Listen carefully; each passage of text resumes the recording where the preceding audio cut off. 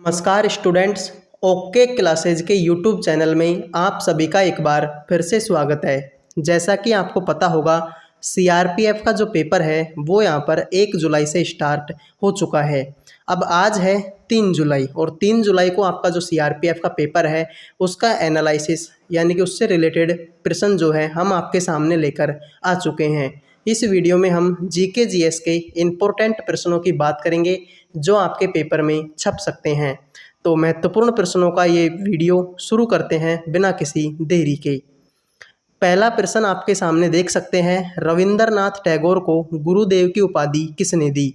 तो इसका सही जवाब क्या हो जाएगा? महात्मा गांधी ने। राजा राम मोहन राय को राजा की उपाधि किसने दी? तो इसका सही जवाब क्या हो जाएगा? अकबर द्वितीय ने। महात्मा गांधी को अर्धनग्न फकीर की उपाधि किसने दी? तो इसका सही जवाब क्या हो जाएगा? विंस्टन चर्चिल ने। महात्मा गांधी को राष्ट्रपिता की उपाधि किसने दी? तो इसका सही जवाब क्या हो जाएगा आपका? सुभाष चंद्र बोस। मोहम्मद अली जिन्ना को कायदे आजम की उपाधि किसने दी? महात्मा गांधी ने। और ये प्रश्न आपका जो पेपर है उसमें छप चुका है। मोहम्मद अली जिन्ना को कायदे आजम की उपाधि किसने दी? महात्मा गांधी ने। सुभाष चंद्र बोस को देश नायक की उपाधि किसने दी? रविंद्रनाथ टैगोर ने। राजेंद्र प्रसाद को देश रत्न की उपाधि किसने दी? महात्मा गांधी ने।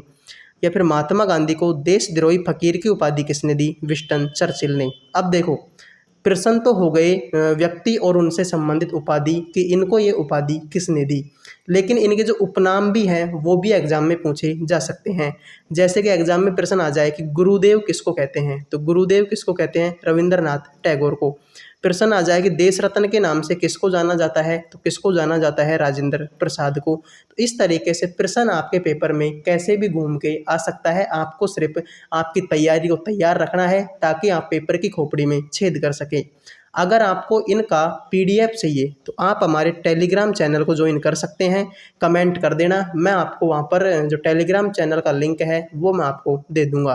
तो ये कुछ ऐसे प्रश्न थे जो आपके सीआरपीएफ के पेपर में छप सकते हैं। अब बढ़ते हैं हमारे नेक्स्ट प्रश्नों की तरफ।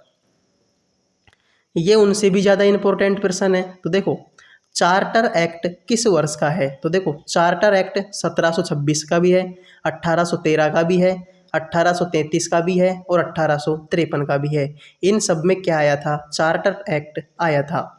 रेगुलेटिंग एक्ट किस वर्ष का है? 1773 का। जो आपका एमटीएस का एग्ज़ाम हुआ था उसमें इस प्रश्न को पूछा गया था और अब जो सीआरपीएफ का पेपर होगा उसमें भी पूछा जाएगा कि रेगुलेटिंग एक्ट कब का है? 1773 का।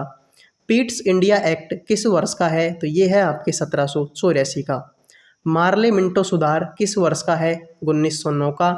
और मोंटेग्यू चेम्सफोर्ड सुधार किस वर्ष का है? 1919 का। दोनों को लगा लो इम्पोर्टेंट। मार्ले मिंटो सुधार भी पूछा जा सकता है और मोंटेग्यू चेम्सफोर्ड सुधार भी पूछा जा सकता है। मार्ले मिंटो है 1909 का और मोंटेग्यू चेम्सफोर्ड है 1919 का। भारतीय संविधान को कब अंगीकार किया गया यानी कि स्वीकार कब किया गया? 26 नवंबर 1949 को। जबकि लागू कब किया गया? 26 जनवरी 1950 को। संविधान सभा की प्रथम बैठक कब हुई? 9 दिसंबर 1946 को। और संविधान सभा की अंतिम बैठक कब हुई? 24 जनवरी 1950 को। ये कुछ ऐसी डेट्स हैं जो आपके एग्जाम में छप सकती हैं।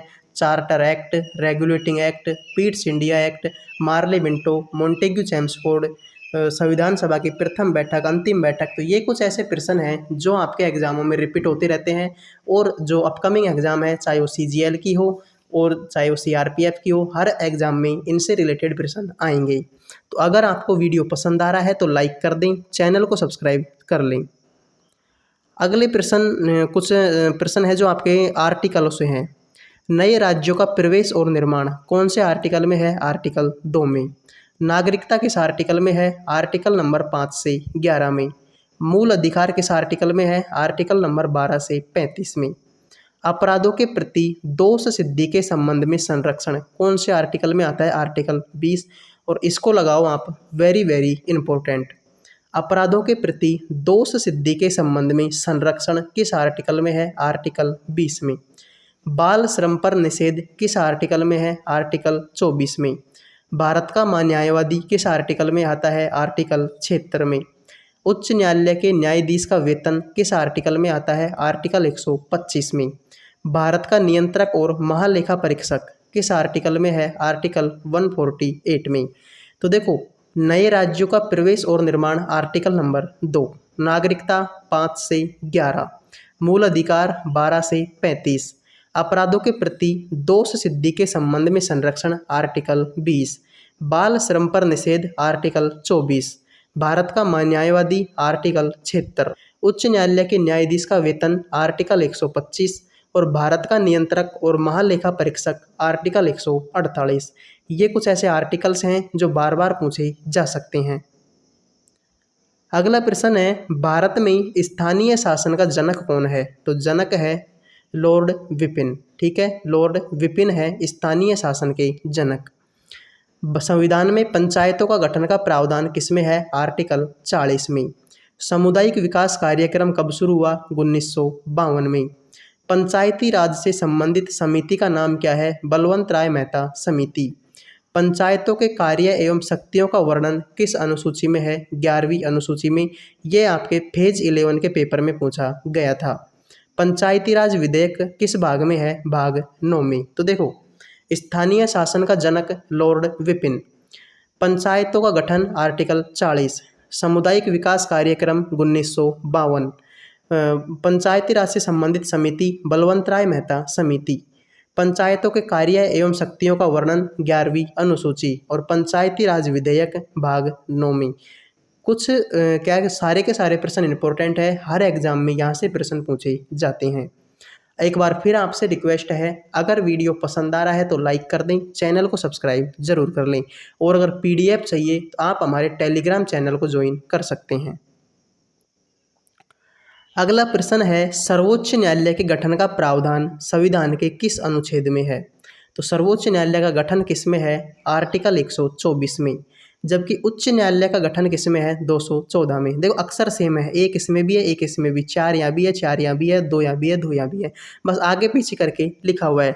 तो सर्वोच्च न्यायालय 124 और उच्च न्यायालय 214। सर्वोच्च न्यायालय के न्यायाधीशों का कार्यकाल 65 वर्ष तक की उम्र का होता है। सर्वोच्च न्यायालय का न्यायाधीश अपना त्यागपत्र राष्ट्रपति को देता है। सर्वोच्च न्यायालय के मुख्य न्यायाधीश की नियुक्ति राष्ट्रपति के द्वारा की जाती है। सारी की सारी बातें इम्पोर्टेंट है। सर्वोच्च न्यायालय का गठन 124, उच्च न्यायालय का गठन 214, सर्वोच्च न्यायालय के न्यायाधीश का कार्यकाल 65 वर्ष, सर्वोच्च न्यायालय का न्यायाधीश अपना त्यागपत्र किसको देता है? राष्ट्रपति को, और सर्वोच्च न्यायालय के मुख्य न्यायाधीश की नियुक्ति कौन करता है? राष्ट्रपति करता है। तो साथियों, ये कुछ ऐसे प्रश्न थे जो आपकी CRPF की एग्ज़ाम के लिए बहुत ज़्यादा इम्पोर्टेंट है। आई होप वीडियो आपको पसंद आया होगा। अगर पसंद आया हो तो लाइक करें, चैनल को सब्सक्राइब करना ना भूलें।